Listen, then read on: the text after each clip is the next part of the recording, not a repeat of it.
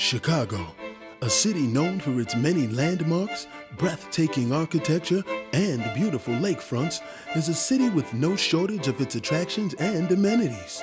Of all its attractions, though, there is still perhaps none more worldly popular than Michael Jordan and the six-time NBA champion Chicago Bulls.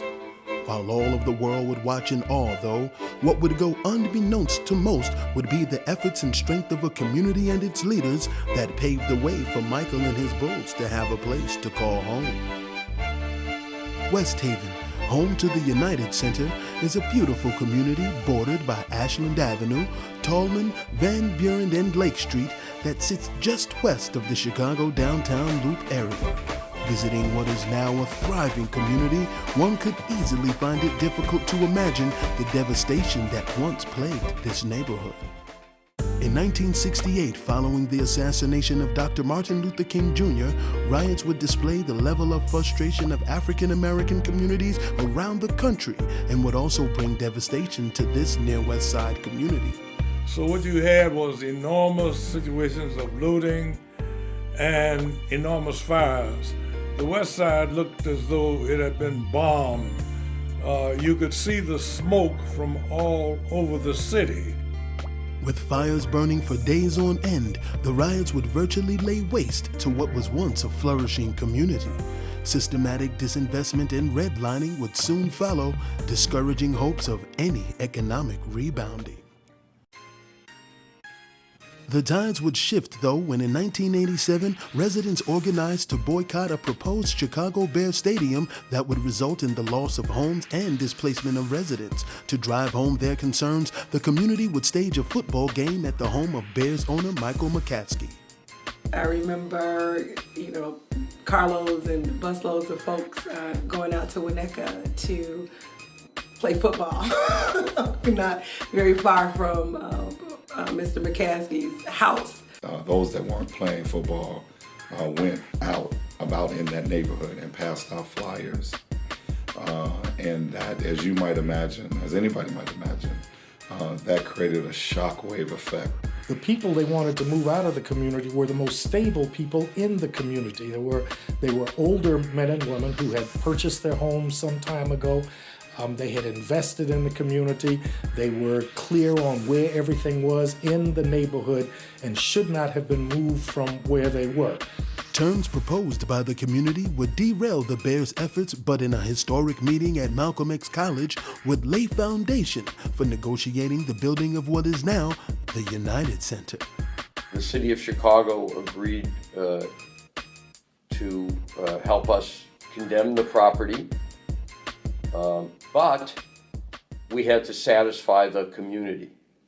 Selflessly insisting investment in their community prior to any construction, 6 key residents with properties in the footprint of the proposed site would find strong and proper leadership through longtime resident and community activist Ernest Gates. So I walked into Malcolm X, and they're standing there with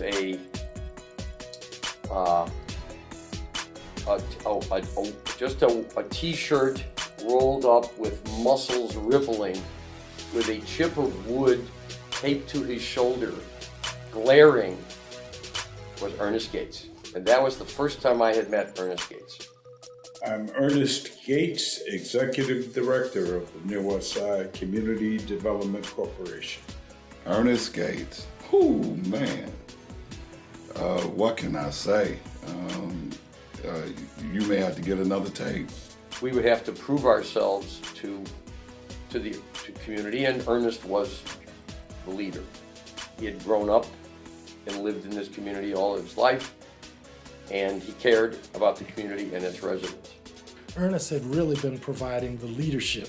He was, for me, the center of this organization. He was the moving force. It was his idea, it was his strength that was carrying us forward. To consolidate their efforts, the community would soon form the Near West Side Community Development Corporation. The community has so many disparate interests. Somebody needed to pull together all the wishes of the community, and that's the function that Near West served. I was born and raised in this community, and I started doing rehab projects on my own. And I saw Near West as the perfect vehicle to continue to do the things that I was doing personally, but on a much larger scale throughout the community. Led by Ernest and co-chair Wilma Ward, Near West would assure that all terms of the contract between the community and the Bulls Blackhawks organization were sufficiently met. Wilma was a great friend to everyone and a great leader in the community. Wilma Ward's contribution to the organization and the community is that she kind of served as the conscience of the organization.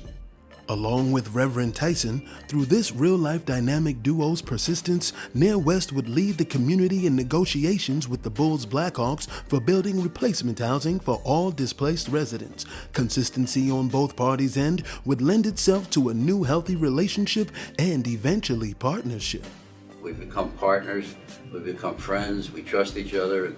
We just, get together from time to time and decide on the things that need to be done. It's been a wonderful relationship. When I think of the Near West Side, I mostly think of how big changes can impact the neighborhood. You have the Development United Center, you have the transformation of Henry Horner, and how if you don't have a local-based organization with really strong leadership, the direction of that neighborhood can go very different from a place of helping local residents benefit from development to one where local residents have no benefit from development. It has been better over here since they built the new houses up, and it has been quiet. You know, the area has changed for the better. Like I said, I grew up in Henry Horner housing development. My mother actually raised myself and my twin brother and my younger sister in Henry Horner development. She has a condo here in this building that you see. This organization is an organization that always stood for sustaining the community, keeping the long-time residents here in the neighborhood, and also the good, the bad, and the ugly residents.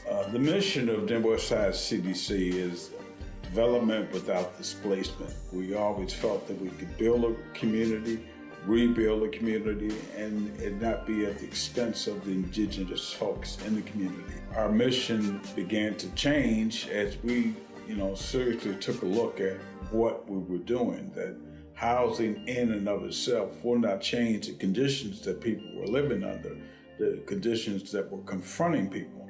So we began to expand our mission to address health and safety, jobs training, literacy, and a host of other things to begin to address the wholeness and completeness of individuals that live within the confines of West Haven.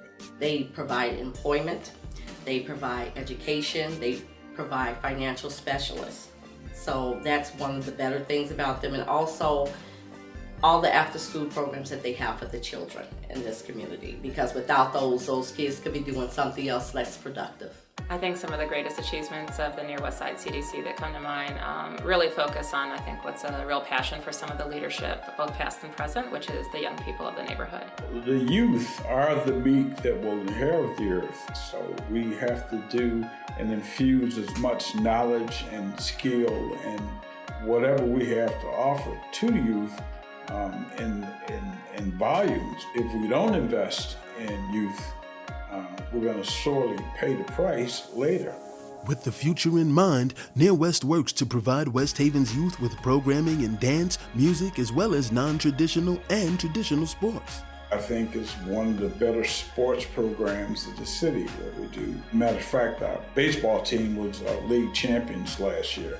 That was a 7-year quest. We began to stress sports after we had a number of shootings and one death in particular. A young man was killed, and we started the Safe Summer Basketball League. It's a summer program primarily for basketball to keep kids off the street, get them involved in productive activities. This has been one of the focuses of Near West. And they have their championship game here at the United Center each year for the last couple of years. Now, we don't provide the United Center to anyone. Near West would continue in its mission to improve the quality of life for West Haven's residents by also concentrating its efforts on addressing the economy of the neighborhood. The organization really made its name and made its case at the beginning in terms of community development in the housing field, but then grew into other fields in a more comprehensive approach to the neighborhood that included business development and economic development. For example, the Walgreens store that the organization brought back to the community, and then more recently has been involved in bringing a full-service grocery store. Walgreens was significant in a lot of ways. First retail development since the riots of '68, and it was developed with a nonprofit, Near West Side Community Development Corporation. And that in turn began to open up the Madison Street corridor for other businesses to take a look at possibly locating here. What we wanted to be able to show is that we could rebuild communities, keep the indigenous folks in place, bring in new people, new incomes, new cultures, new, different races, and still maintain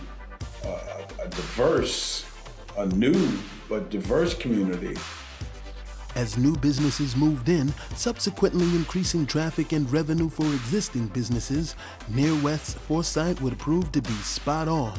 Along with continued investments from the Bulls Blackhawks franchise, the Madison Street corridor would once again come alive. While providing residents with a new quality of life, West Haven remains true to the people and staples that laid foundation for the neighborhood's revitalization. Like its symbol, the proverbial phoenix, Near West continues to help prove that through self-empowerment, this community could most certainly rise from the ashes of the fires that once laid waste. This organization has been totally true to its principles from day one, and it's done a wonderful job of improving the community without displacing people who are in the community. This community has gotten better because people have moved in, not because people have moved out. It's a demonstration of the importance of change and being accepting of change and working hard for that change. The example it's set for other communities, not just in Chicago, but around the country, of what can be done when community, government, and private industry come together. The whole neighborhood becomes a much stronger and community because of the organization, and in the community as a whole leads itself. It's just been a fabulous relationship. It's over 20 years, and I can't think of anybody that I've been involved with in business over a long period of time where we really have never had any disagreements or arguments. It's great. It's just a wonderful thing. This neighborhood is in good hands and will have a future because of the good work of good people who are here at the Near West Side Community Development Corporation. How many of us get a chance to do something that tangible, that you can see, that changes people's lives? And Near West changed people's lives, and under the Ernest leadership, we're all kind of going along with him on the ride. But you can see it's changed people's lives, and that's a very good feeling. I'm recording, so I got this. I'm recording, so I'm getting on it. You ready? Okay. Thursday became the agreed upon meeting day, and so we ended up having to videotape the Cosby Show for Monday to watch later.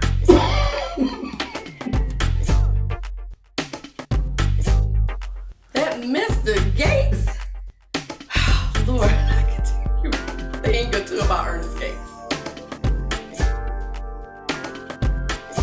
Some of the things that he was accused of, people have accused me of.